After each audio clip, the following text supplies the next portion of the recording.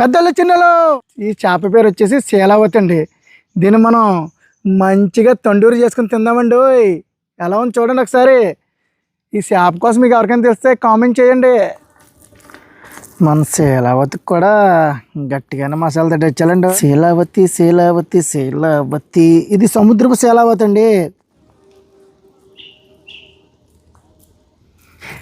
శీలావతి మసాలా పెట్టి స్టాండ్ మీద అయితే పెట్టామండి. ఫుల్గా మసాలా పెట్టి మామూలుగా ఉండదు మరి.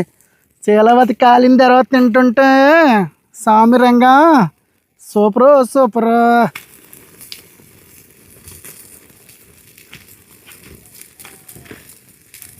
ఈ మసాలా పెట్టుకొని నిప్పుల మీద కాల్చుకొని తింటే దాని టేస్టే వేరేండి.